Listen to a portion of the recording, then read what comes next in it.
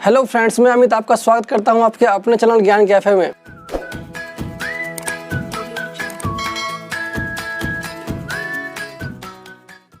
दोस्तों, आज हम पढ़ने वाले हैं 5वां चैप्टर जिसका नाम है विधायिका। इससे पहले हमने पढ़ा कि जो चुनावी प्रक्रिया होती है वो किस प्रकार से होती है, हमने उसका ध्यान से अध्ययन किया। इस चैप्टर में हम विधायिका के बारे में पढ़ेंगे, जानेंगे कि विधायिका क्या होती है, संसद के कार्य और शक्तियाँ क्या होती है, संसद कैसे कानून बनाती है और संसद जो है अपने ऊपर कैसे नियंत्रण रखती है और कार्यपालिका के ऊपर कैसे नियंत्रण रखती है। तो सबसे पहला जो सवाल हमारे मन में उठना चाहिए वो ये होना चाहिए कि हमें संसद की आवश्यकता क्या है। तो संसद, पहले वर्ड आप इसको समझिए। हर एक देश में क्या होता है कि विधायिका होती है और उस विधायिका का नाम होता है। तो हमारे देश में जो विधायिका का जो नाम है वो संसद है। और अधिकतर लोग खाली ये समझते हैं कि संसद का मतलब होता है कानून बनाना। तो संसद केवल कानून ही नहीं बनाती है, उसके अलावा उसके अनेक और कार्य होते हैं। उनमें से सबसे प्रमुख काम ये है कि हाँ, कानून बनाती है। आपने कई बार टीवी पर देखा होगा कि संसद में कितनी ज़्यादा बहस होती है, लोग समर्थन करते हैं, सर्वसम्मति दिखाते हैं, कभी कभार विरोध भी करते हैं और बाहर की ओर भी चले जाते हैं। और आपने बहसों को तो देखा ही होगा। कुछ आलोचकों का कहना है कि संसद का धीरे धीरे लोकतांत्रिक देशों में ह्रास हो रहा है, मतलब उसकी वैल्यू में कमी होती जा रही है। लेकिन मैं आपको एक उदाहरण दूंगा जिससे आपको संसद में क्योंकि संसद एक ऐसा खुला मंच हो जाता है ना, लोकसभा जैसे हमारे जो भारत की संसद है उसमें लोकसभा होती है, राज्यसभा होती है, फिर राष्ट्रपति के पास जाकर वो कानून लागू हो जाता है। तो अगर आपने लोकसभा में देखा होगा तो कितनी ज़्यादा बहस होती है, कितना विरोध हो जाता है विपक्ष के द्वारा। इसका जो एक एग्जाम्पल है मैं आपको देना चाहूँगा। ऐसे 28 फरवरी 2002 की बात है ये। उस वक्त के वित्त मंत्री थे जसवंत सिंह। उन्होंने एक प्रस्ताव पेश किया था, प्रस्ताव की घोषणा की थी जिसमें था कि वो यूरिया के खादों को 50 किलोग्राम खाद पर 12 रुपये की वृद्धि करना चाहते थे और कुछ अन्य खादों में भी वृद्धि करना चाहते थे, जिससे उनकी कीमतों में 5% की वृद्धि हो जाए। लेकिन 11 मार्च 2002 को क्या हुआ कि विरोध मतलब जो विपक्ष तो था उसने विरोध प्रदर्शन किया और अंततः जसवंत सिंह यानी वित्त मंत्री जसवंत सिंह को अपना ये प्रस्ताव वापस लेना पड़ा। तो इस प्रकार से आपने देखा, और इसके अलावा बहुत सारे एग्जाम्पल भी है जो यह दर्शाते हैं कि किस प्रकार से संसद में जो विपक्ष होती है उनकी भी क्या भूमिका होती है और प्रत्येक मंत्रिमंडल को जनता का जवाबदेही होना पड़ता है। तो विधायिका यह भी सुनिश्चित करती है कि जो जनप्रतिनिधि है, जो जनता द्वारा चुने गए हैं, वो जनता के प्रति उत्तरदायी भी रहे। अब हम बात करेंगे कि संसद के अंदर 2 सदनों की आवश्यकता क्यों होती है। हमारी राष्ट्रीय विधायिका का नाम संसद है और राज्य में जो विधायिका होती है उसको विधानमंडल कहते हैं। जैसे हमारे राष्ट्रीय स्तर पर जो कानून बनता है वो हमारी राष्ट्रीय संसद बनाती है, जिसको हम बोलते हैं कि लोकसभा, राज्यसभा। और ऐसे ही राज्यों के अंदर भी विधानमंडल होता है, जहाँ पर राज्यों के लिए कानून बनाया जाता है, उसको हम विधानमंडल कहते हैं। ठीक है। और जिस देश में 2 सदन होता है उसको हम द्विसदनात्मक विधायिका कहते हैं। हमारे भारत के अंदर भी 2 सदन हैं, लोकसभा और राज्यसभा। और संविधान जो है राज्यों को भी विकल्प देता है कि वो एक सदनात्मक या द्विसदनात्मक विधायिका स्थापित कर सके। वर्तमान में 7 राज्यों में द्विसदनात्मक व्यवस्था है। ये राज्य कौन कौन से हैं? तो आपका जम्मू कश्मीर, बिहार, उत्तर प्रदेश, तेलंगाना, आंध्र प्रदेश, आपका महाराष्ट्र हो गया और कर्नाटक हो गया। ये जो 7 राज्य हैं, इन 7 राज्यों के अंदर क्या है तो द्विसदनात्मक व्यवस्था है। अब बात हम कर रहे थे कि संसद में अगर संसद है तो उसमें 2 सदनों की आवश्यकता क्या होती है। तो आप खुद देखिए, हमारा जो भारत है या फिर कोई भी लोकतांत्रिक देश जहाँ पर बहुत सारी विविधता पाई जाती हो, जहाँ हमारे भारत में वर्तमान में 28 राज्य हैं। इसके अलावा 28 राज्यों में कई प्रकार की संस्कृतियाँ हैं, कई प्रकार की भाषाएँ बोली जाती है, उनका कल्चरल मतलब बहुत सारी चीज़ जो है वो डिफरेंट है। तो इतनी विविधता वाले देश में सभी राज्यों को एक प्रतिनिधित्व मिल सके, सभी वर्ग, सभी समूह जो है वो सदन के सदस्य के रूप में हिस्सा ले सके, और इसलिए 2 सदनों की आवश्यकता होती है। इसके अलावा और क्या है तो हम जहाँ पर इतना बड़ा जहाँ पर देश होता है, जहाँ पर इतनी सारी जनसंख्या रहती हो, वहाँ पर किसी भी नीति निर्माण में या किसी निर्णय पर जो होता है 2 सदनों के कारण क्या होता है कि उस पर पुनर्विचार किया जाता है। जैसे यदि कोई नीति बनाई जानी है, उसको लोकसभा में पेश किया गया, लोकसभा के लोगों ने जो वहाँ के प्रतिनिधि थे उन्होंने उसको समर्थन दिया और उसको वहाँ से पारित कर दिया। अब वही एग्जैक्ट विषय जो होता है वो राज्यसभा पहुंच जाता है और राज्यसभा क्या करता है, उस पर फिर से विचार करता है। और जब किसी एक विषय पर 2 बार पुनर्विचार जब हो जाता है, 2 बार विचार जब हो जाता है, तो इसकी विश्वसनीयता बढ़ जाती है कि ये जो विषय है वो जनता की भलाई के लिए होगा। तो इससे क्या होता है कि हमारे देश में जो भी कानून बनते हैं उसमें थोड़ी विश्वसनीयता ज़्यादा अच्छी हो जाती है, ज़्यादा बढ़ जाती है। बात करेंगे हम राज्यसभा की, तो जो सदन होता है उसमें प्रतिनिधित्व का जो आधार होता है वो अलग अलग होता है। राज्यसभा जो है वो राज्यों का प्रतिनिधित्व करती है और राज्यसभा के जो सदस्य हैं वो अप्रत्यक्ष विधि से चुने जाते हैं, जिसके बारे में आपने पिछले अध्याय में पढ़ा होगा, देखा होगा हमारे वीडियो के अंदर आपने। फिर भी आपको एक्सप्लेन कर देता हूँ। जैसे कि हम उनको अप्रत्यक्ष विधि से चुनते हैं, यानी जो हमारे एरिया के एमएलएज होते हैं उनको तो हम सीधा चुनते हैं, और वो एमएलएज जो होते हैं वो जो राज्य के विधानसभा के जो सदस्य होते हैं वो क्या करते हैं, वो राज्यसभा के सदस्यों के लिए चुनाव में भाग लेते हैं। इस प्रकार से हम जो है अप्रत्यक्ष रूप से राज्यसभा के सदस्यों के लिए चुनाव में भाग लेते हैं। ठीक है, अब जो है इन दोनों के प्रतिनिधित्व का जो आधार है वो 2 सिद्धांतों पर है। जैसे हमारे भारत में जो है वो जनसंख्या के आधार पर राज्यसभा की सीटों का वितरण किया गया है। वर्तमान में भारत में जो है कुल 250 सीट मतलब अधिकतम हो सकती है संविधान के अनुसार राज्यसभा की, लेकिन जो वर्तमान में राज्यसभा की कुल सीटें जो हैं वो 245 है, जिसमें से आपका जो 12 सीटें होती है वो राष्ट्रपति द्वारा मनोनीत किया जाता है। बाकी सीटों पर जो होता है वो राज्यसभा जो चुनाव करवाती है। और ये जो सीटों का बंटवारा है वो जनसंख्या के आधार पर किया गया है भारत के अंदर। जैसे जहाँ पर जितनी ज़्यादा जनसंख्या हो उस राज्य को राज्यसभा के अंदर प्रतिनिधित्व करने का ज़्यादा मतलब वहाँ के जो राज्यसभा के जो सदस्य होंगे वो ज़्यादा होंगे। उदाहरण के लिए बताता हूँ, उत्तर प्रदेश के अंदर 20 करोड़ की आबादी है और वहाँ पर जो है राज्यसभा की 31 प्रतिनिधित्व हो सकते हैं। और सिक्किम जो है उसकी जो आबादी है करीब 6.25 लाख है और वहाँ पे राज्यसभा की केवल 1 ही सीटें हैं, मतलब वहाँ पर राज्यसभा को प्रतिनिधित्व करने के लिए केवल 1 ही सदस्य का चुनाव हो सकता है। अब हम बात करेंगे कि तुलनात्मक, मतलब कि हम अमेरिका से इसकी तुलना करेंगे थोड़ा सा। अमेरिका का जो द्वितीय सदन है उसका नाम है सीनेट। सीनेट में क्या होता है, अमेरिका के अंदर जो ये व्यवस्था है कि राज्य को जनसंख्या के आधार पर सीटों का बंटवारा नहीं किया गया है। वहाँ पर सभी राज्यों को एक समान सीटों का बंटवारा दिया गया है, मतलब जितने भी राज्य हैं उनमें राज्यसभा की जो सीटें हैं, मतलब कि जो सीनेट के सदस्य की जो सीटें हैं वो बराबर यानी इक्वली बांटी गई है। तो ये यहाँ पर तो ये समर्थन जो है वो समानता को दिखाती है कि अमेरिका में इस प्रकार की समानता है। लेकिन भारतीय संविधान के निर्माता थे वो इस विसंगति से बचना चाहते थे, क्योंकि आप खुद सोचिए जहाँ एक तरफ 20 करोड़ की आबादी, एक कहाँ 6.25 लाख की आबादी, अब दोनों को समान प्रतिनिधित्व मिल जाएगा तो फिर उस हिसाब से जो भारत में जो व्यवस्था है वो ठीक प्रकार से इसका मतलब कि संचालन नहीं हो पाएगा। जो राज्यसभा के सदस्य होते हैं उनका जो कार्यकाल होता है वो 6 वर्ष का होता है और प्रत्येक 2 वर्ष बाद जो होता है वो प्रत्येक 2 वर्ष बाद क्या होता है कि सदस्य जो होते हैं अपना कार्यकाल पूरा कर लेते हैं और इसलिए जो राज्यसभा है वो कभी भंग नहीं होती है। अभी जो प्रत्येक 2 वर्ष बाद राज्यसभा के सदस्य जो होते हैं वो अपना कार्य कैसे पूरा करते हैं तो मैं आपको बताता हूँ। जैसे मान लीजिए कि हम फॉर एग्जाम्पल लेके चलते हैं कि हमारे पास कुल 9 सीटें हैं, ठीक है। 9 सीटों में से हर 2 वर्ष बाद क्या होता है उसका 1/3, तो 9 सीटों का 1/3 कितना होगा, 3 सीटें, मतलब कि हर 2 वर्ष बाद उस 9 सीटों में से 3 सीटों का चुनाव होता है। इस प्रकार से जो होता है कि जो हर 2 वर्ष बाद क्या होता है कि एक तिहाई सदस्य जो निर्वाचित भी होते हैं और 1/3 सदस्य जो होते हैं वो अपना कार्यकाल पूरा कर लेते हैं। बात करेंगे लोकसभा की, तो लोकसभा का जो चुनाव होता है वो प्रत्यक्ष रूप से होता है, जिसमें जो जनता होती है वो सीधे तौर पर भाग लेती है। पूरे देश को जनसंख्या के समान आधार पर बांट दिया जाता है। इस हिसाब से हमारे जो दिल्ली के अंदर जो सीटें हैं वो लोकसभा की 7 सीटें हैं, ठीक है। इसके बाद क्या होता है कि ये जो लोकसभा की सीटों को में जब चुनाव हो जाता है तो इनके जो प्रतिनिधि होते हैं वो 5 वर्ष के लिए चुने जाते हैं। यदि गठबंधन होता है सरकार में, मतलब कि अगर किसी को बहुमत नहीं मिलता है और गठबंधन की सरकार बनती है और वो भंग हो जाती है तो लोकसभा भी भंग हो जाती है, राष्ट्रपति इसको भंग कर सकता है। लोकसभा में वर्तमान में कुल 543 निर्वाचन क्षेत्र हैं। लोकसभा का जो चुनाव होता है वो सार्वभौमिक वयस्क मताधिकार के आधार पर होता है, जिसमें 18 वर्ष के ऊपर के जितने व्यक्ति होते हैं वो इसमें भाग ले सकते हैं।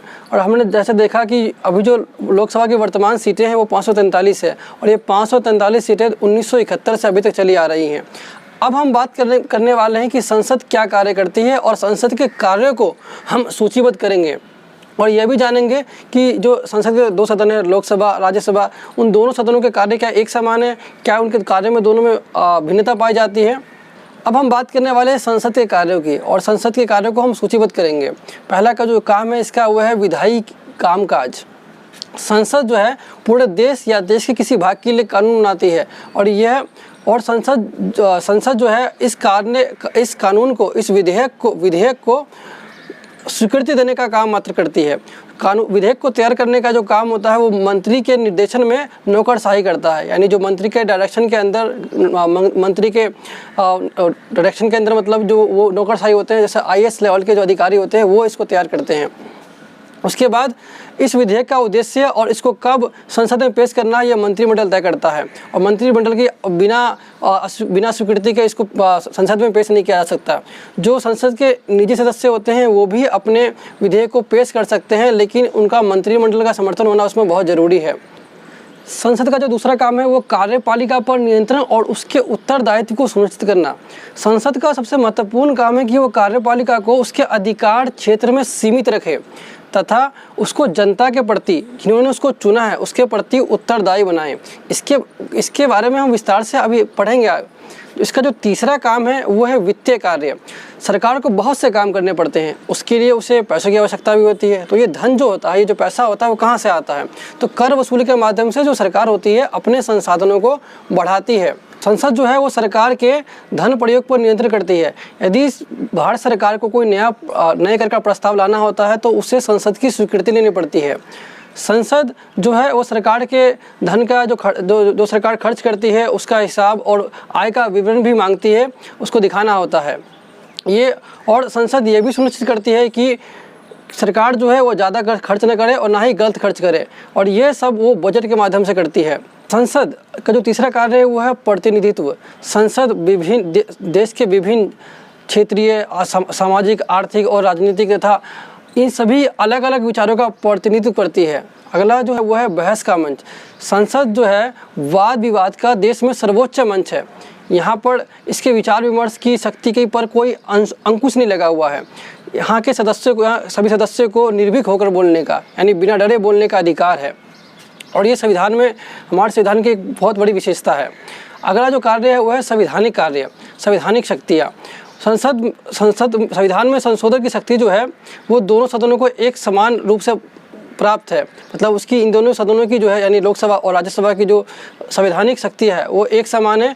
किसी भी संविधान संशोधन के लिए संशोधन को दोनों सदनों में एक विशेष बहुमत से पारित होना पड़ता है। अब इसका अगला जो कार्य है वो है निर्वाचन संबंधी कार्य। मतलब आपको पता होगा कि संसद जो है वो राष्ट्रपति और उपराष्ट्रपति के चुनाव में किस प्रकार से भूमिका निभाती है। तो राष्ट्रपति और उपराष्ट्रपति के चुनाव में भी इसका एक योगदान है और इसका एक कार्य भी है। अगला है इसके न्यायिक कार्य। न्यायिक कार्य के अंतर्गत राष्ट्रपति को, उपराष्ट्रपति को हटाए जाने या सर्वोच्च न्यायालय के मुख्य न्यायाधीश को हटाए जाने की प्रक्रिया है, ये जो इसके न्यायिक कार्य के अंतर्गत आते हैं। तो ये सभी जो हमने पढ़ा ये संसद के कार्य थे। अब हम पढ़ेंगे राज्यसभा के बारे में डिटेल से। अब हम लोकसभा की शक्तियाँ और राज्यसभा की शक्तियों के बीच में जो अंतर है वो हम समझेंगे। तो यहाँ देखिए, पहला देखो, संघ सूची और समवर्ती सूची के विषय पर कानून बनाती है, धन विधेयक और सामान्य विधेयक को प्रस्तुत करती है। और राज्यसभा में क्या आता है कि सामान्य विधेयकों पर विचार कर उन्हें पारित करती है और धन विधेयक में संशोधन प्रस्तावित करती है। तो यहाँ पर जो है लोकसभा संघ सूची पर, समवर्ती सूची में आपको पता है कि हमारे पास 3 सूची हैं, और तो लोकसभा जो इन सब पर कानून बनाती है। और धन विधेयक को आपको पता है केवल लोकसभा में ही प्रस्तुत किया जा सकता है और वहीं पर उसको संशोधन किया जाता है। लेकिन जो राज्यसभा के अंदर क्या है कि धन विधेयक को में संशोधन के लिए प्रस्तावित कर सकती है, लेकिन धन विधेयक में कोई संशोधन नहीं कर सकती है। अगला जो है कर प्रस्तावों, बजट और वार्षिक वित्तीय वक्तव्यों की स्वीकृति देती है, और इसमें जो होता है संवैधानिक संशोधन को पारित करती है। बाकी हमने इसकी चर्चा पहले कर रखी है। प्रश्न पूछकर, पूरक प्रश्न पूछकर, प्रस्ताव लाकर और अविश्वास प्रस्ताव के माध्यम से कार्यपालिका को नियंत्रित करती है। और यहाँ पर जो है प्रश्न पूछकर तथा संकल्प और प्रस्ताव करके कार्यपालिका पर नियंत्रण करती है। संविधान में यह संशोधन करती है, और यहाँ पर भी मतलब संशोधन के संबंध में इनको भी लगभग बराबर शक्तियाँ प्राप्त है सिवाय धन विधेयक के। राष्ट्रपति के चुनाव में दोनों भागीदारी करते हैं, और उच्च न्यायालय के न्यायाधीशों को हटाने में भी इनकी भूमिका एक समान ही है। सीमित समिति और आयोग का गठन करती है और उनके प्रतिवेदनों पर विचार करती है, और ये संसद को राज्य सूची के विषय पर कानून बनाने का अधिकार दे सकती है। राज्यसभा की विशेष शक्तियों के बारे में हम चर्चा करेंगे। राज्यसभा जो होती है वो राज्य के हितों की रक्षा करती है, यानी ऐसा कोई विषय जिस पर राज्य के हित प्रभावित हो, ऐसा कोई मुद्दा जिससे राज्य के हित प्रभावित हो, उसके लिए राज्यसभा की स्वीकृति लेना आवश्यक हो जाता है। यदि सरकार को कोई राज्य सूची के विषय में कानून बनाना होता है तो भी वो राज्यसभा की स्वीकृति लेती है। जैसे हमारे संविधान में 3 सूचियाँ हैं। एक संघ सूची होती है जिसपे केंद्र सरकार कानून बनाती है, एक दूसरा होता है राज्य सूची जिसपे जो है वो राज्य सरकार कानून बनाती है, तीसरा जो आपका आता है वो आता है समवर्ती सूची, इसमें राज्य और केंद्र दोनों मिलकर कानून बना सकते हैं। तो यदि राज्य सूची के किसी विषय पर सरकार को कानून बनाना होता है तो वो राज्यसभा के से स्वीकृति लेने के बाद ही ऐसा करती है। इससे हमें राज्यसभा की शक्ति यहाँ पर बढ़ती हुई दिखाई देती है। लेकिन अनुभव के आधार पर यह कह सकता हूं कि जो राज्यसभा के जो सदस्य होते हैं वो ना अपने राज्य के हित के जगह अपनी पार्टी का प्रतिनिधित्व करते हैं। अब हम बात करेंगे लोकसभा की शक्तियों के बारे में। धन विधेयक को लोकसभा में प्रस्तावित किया जाता है, वहीं पर उसको संशोधित कर सकते हैं या उसको अस्वीकृत कर सकते हैं। मंत्रिपरिषद जो है वो केवल लोकसभा के प्रति उत्तरदायी होती है, राज्यसभा के प्रति नहीं। इसलिए राज्यसभा सरकार की आलोचना तो कर सकती है लेकिन उसको वहाँ से हटा नहीं सकती है। जैसा आपको पता है कि राज्यसभा के जो सदस्य होते हैं वो जनता के द्वारा नहीं चुने जाते हैं, इसलिए जो लोकसभा को ना राज्यसभा से कुछ थोड़ी शक्तियाँ जो है अधिक प्राप्त है। लेकिन जो संवैधानिक शक्तियाँ होती है जैसे राष्ट्रपति पर महाभियोग लगाना, इन शक्तियों में जो है दोनों की यानी लोकसभा और राज्यसभा की शक्तियाँ एक समान ही है। अब हम समझेंगे कि संसद जो है वो कानून कैसे बनाती है, इसकी क्या प्रक्रिया होती है, क्या प्रोसेस होता है। सबसे पहले यहाँ देखिए, पहला देखिए जो विधेयक यानी जो कानून प्रस्तावित कानून है यानी जो कानून बना जाना है वो पेश किया जाता है। विधेयक अगर धन विधेयक नहीं है तो उसे किसी एक सदन में पेश किया जा सकता है। आपको पता ही है कि दो धन विधेयक है उसको केवल लोकसभा में पेश करते हैं। धन विधेयक के अलावा यदि कोई और विधेयक है तो उसको किसी भी सदन में पेश किया जा सकता है। और जब सदन में पेश होता है तो विधेयक जो है वो विधेयक समिति के पास भेजा जाता है या उस पर सदन में चर्चा होती है। तो जब ये कोई सा भी विधेयक जब होता है तो उसको क्या करते हैं कि विधेयक समिति के पास भेज देते हैं या सदन में उसकी चर्चा की जाती है। विधेयक समिति भी एक संसदीय समिति है जो किसी भी विधेयक पर, किसी भी प्रस्तावित कानून पर चर्चा करती है। फिर समिति जो होती है अपना रिपोर्ट देती है और सदन में इस रिपोर्ट को स्वीकार या अस्वीकार करता है। सदन में जो है विधेयक पर चर्चा होती है। बड़े पैमाने पर विधेयक या तो पारित होता है या रद्द हो जाता है, मतलब विधेयक या तो एक्सेप्ट होता है या फिर उसको डिक्लाइन कर देते हैं। फिर इसके बाद यदि अगर वो पारित हो जाता है यानी वो एक सदन से पास हो जाता है तो उसको दूसरे सदन में भेजा जाता है। दूसरे सदन में या तो इसे दूसरा सदन या तो मंजूर कर देता है या इस पर सुझाव भेजता है। और कभी कभार जब दोनों सदनों के बीच में सहमति नहीं बनती है तो इनकी एक संयुक्त बैठक बुलानी पड़ती है। तो ये लिखा हुआ है कि जरूरत पड़ने पर संसद की संयुक्त बैठक बुलाई जाती है। अगर दोनों सदनों से बिल पास हो जाता है तो राष्ट्रपति विधेयक को मंजूरी देता है या उससे पुनर्विचार के लिए लौटा देता है। मतलब अगर ये जो बिल है अगर दोनों सदनों से पास हो गया तो राष्ट्रपति के पास जाता है और राष्ट्रपति जो है उसको सही लगता है तो वो साइन कर देता है, मतलब उसको एक्सेप्ट कर लेता है। लेकिन अगर उसको गलत लगता है तो वो एक बार दोबारा से विचार करने के लिए संसद में वो बिल वापस भेज देता है। लेकिन यदि दूसरी बार संसद ने पास किया और राष्ट्रपति के पास चला गया तो राष्ट्रपति बाध्य है कि वो उसको स्वीकार ही करेगा। और जब राष्ट्रपति उस पर साइन कर देता है तो वही जो विधेयक है वो कानून बन जाता है। विधेयक के जो अलग अलग प्रकार होते हैं, मतलब प्रस्तावित कानून के जो अलग अलग प्रकार होते हैं उसको समझेंगे। पहला आप देखो, ये रहा सरकारी विधेयक जिसको मतलब संसद के सदस्य जो होते हैं कार्यपालिका के सदस्य वो लेके आते हैं। ये होते हैं निजी सदस्य, कोई भी अपना सदस्य लेके आ सकता है इसको। एक होता है गैर वित्तीय विधेयक जो मतलब कि संसद के किसी सदन में पेश किया जा सकता है, लेकिन जो वित्तीय विधेयक होता है केवल लोकसभा में पेश किया जा सकता है। और फिर होता है सामान्य विधेयक और संविधान संशोधन विधेयक। मतलब सामान्य विधेयक मतलब कि कोई नया प्रस्तावित कानून है उसको कानून बनाना होता है। और जब संविधान संशोधन मतलब होता है कि पहले से कोई कानून है और उसमें परिवर्तन किया जाना है। संसद में किसी विधेयक को लाने से पहले इस बात पर काफ़ी चर्चा होती है कि उसकी क्या आवश्यकता होती है। कभी कभार कोई राजनीतिक दल जो होता है अपने इरादों और वायदों की पूर्ति के लिए भी ऐसे विधेयक को लाने का प्रस्ताव कानून पर डालता है, सरकार पर डालता है, जो शायद उचित भी नहीं हो। इसके अलावा अनेक नागरिक संगठन होते हैं, हित समूह होते हैं, मीडिया होती है जो अपने किसी विधेयक को लाने के लिए सरकार पर दबाव डालती है। इसका उदाहरण आपने एक अन्ना जो नागरिक संगठन का एक उदाहरण जो है अपने अन्ना हजारे के जो आंदोलन हुए तो उसमें देखा होगा। इस प्रकार से जो आप जानते हैं कि यह एक विधायी प्रक्रिया नहीं, एक राजनीतिक प्रक्रिया भी है। जब कोई कानून प्रस्तावित होता है तो उसके लिए इस पर विचार किया जाता है कि उसके लिए कानून को लागू करने के लिए जो संसाधन है जरूरी वो कहाँ से जुटाया जाएगा, उस प्रस्तावित कानून का यानी उस विधेयक का कितना समर्थन होगा, कितना विरोध होगा। तथा यह बात भी गौर करने लायक है कि गठबंधन के युग के अंदर जो संसद के सभी जो बहुमत मतलब जिसकी सरकार है उसके सदस्य गठबंधन के अंदर वो सभी इसमें समर्थन देंगे अथवा नहीं। यदि एक बार किसी विधेयक को स्वीकृति मिल जाती है तो फिर उस विधेयक का प्रारूप तैयार किया जाता है, उसकी एक रूपरेखा तैयार की जाती है। जैसे उदाहरण के लिए यदि किसी लड़कियों की उम्र की शादी की जो उम्र है वो 18 से 21 वर्ष करनी है तो उसमें बाल और महिला विकास मंत्रालय जो है इसकी भागीदारी हो सकती है। इस विषय को इस प्रस्तावित कानून को यानी इस विधेयक को संसद के किसी भी सदन में पेश किया जा सकता है और इसको किसी भी सदस्य द्वारा पेश किया जा सकता है। लेकिन अक्सर क्या होता है कि जिस विषय का विधेयक होता है उस विषय से संबंधित जो मंत्री होता है वही पेश करता है। उसके बाद इसे संसदीय समिति को सौंप दिया जाता है। संसदीय समिति जो है इस पर विचार विमर्श करती है और वो फिर सदन को सिफारिश भेजती है।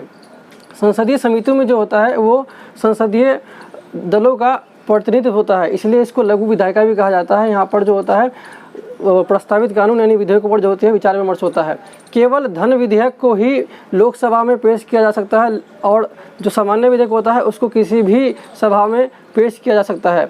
और यह जो चरण का ये जो मतदान मतलब ये जो है कानून बनाने की प्रक्रिया का जो है वो दूसरा चरण है। तीसरे और अंतिम चरण में जो होता है वो मतदान होता है और यदि एक सदन से वो पारित हो जाता है तो फिर उसको वही मतदान दूसरे सदन में होता है। जैसे यदि कोई बिल मान लो कि राज्यसभा में पेश किया गया यानी कोई सामान्य बिल राज्यसभा में पेश किया गया तो उसको फिर हम लोकसभा में पेश करते हैं और दोनों सदनों में इसको विशेष बहुमत से पास करना होता है। यदि दोनों सदनों के बीच इसमें कोई मतभेद होता है तो वो संयुक्त बैठक के माध्यम से सुलझा दिया जाता है। अभी तक मतलब ये देखा गया है कि जब भी संयुक्त बैठक हुई है तो जो फैसला गया है वो लोकसभा के हक में गया है, मतलब लोकसभा के पक्ष में फैसला गया है अभी तक जितनी बैठक हुई है संयुक्त बैठकों के अंदर। जब इन दोनों सभाओं से इन दोनों सदनों से बिल पास हो जाता है तो राष्ट्रपति के पास भेजा जाता है। राष्ट्रपति उस पर अपनी स्वीकृति अथवा अस्वीकृति प्रदान करता है। स्वीकृति होने के बाद वह कानून बन जाता है। जैसा कि हमने ऊपर कानून आने की प्रक्रिया में समझा ही था। जिस दल या दल के गठबंधन को सदन में बहुमत होता है वही उसी के सदस्य जो होते हैं वो मिलकर कार्यपालिका बनाते हैं। जैसे वर्तमान में बीजेपी की सरकार है तो जो मंत्रालय जो आपको दिख रहे हैं जैसे कि हमारे वित्त मंत्री, रक्षा मंत्री, गृह मंत्री, ये सभी जो हैं ये कार्यपालिका के अंग है, ठीक है। लेकिन जब बहुमत होता है तो कभी कभार जो सरकार होती है अपने शक्ति के नशे में अपनी मनमानी करना चाहती है, तो यहाँ पर ज़रूरी हो जाता है कि संसद सतर्क और सचेत हो जाती है और अनेक विधियों से इस कार्यपालिका पर नियंत्रण कर सकती है। उनमें से मैं आपको विशेष में चर्चा करेंगे हम थोड़ी देर बाद। एक उदाहरण देख लेते हैं जिसमें संसद के अंदर जो है किसी भी सदस्य को खुलकर बोलने का अधिकार है। इसको संसदीय विशेषाधिकार कहते हैं और इसके अंदर किसी भी सदस्य के विरुद्ध कोई कानूनी कार्रवाई नहीं की जा सकती है। लेकिन जो विधायिका के अध्यक्ष होते हैं इस संसदीय विशेषाधिकार के बारे में अंतिम निर्णय ले सकते हैं। अब हम देखेंगे कि जो संसद जो है वो कार्यपालिका पर किन किन तरीक़ों से अपना नियंत्रण स्थापित करती है। पहला है देखो बहस और वाद विवाद।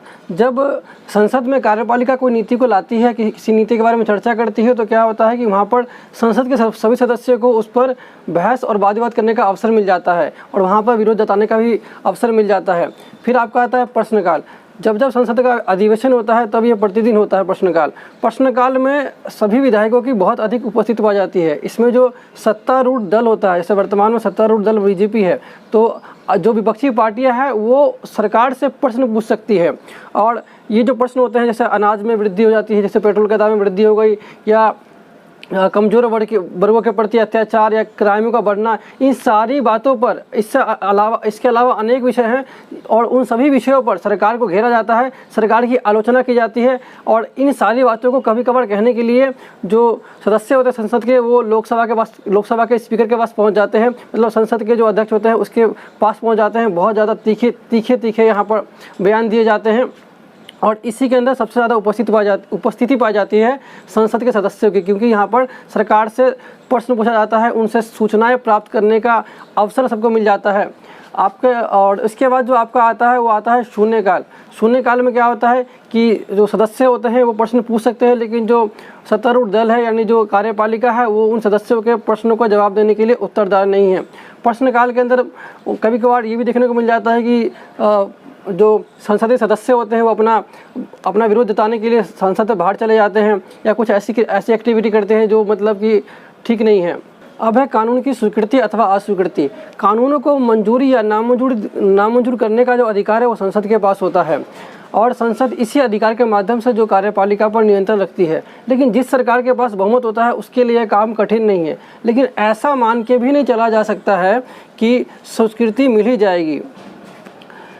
इसके लिए कभी कभार विपक्षी पार्टियों के साथ कई समझौते करने पड़ते हैं, कई तोल मोल होते हैं और कई रियायतें भी देनी पड़ जाती है। कभी कभार क्या होता है कि लोकसभा में तो बहुमत प्राप्त होता है लेकिन राज्यसभा में बहुमत प्राप्त नहीं होता है।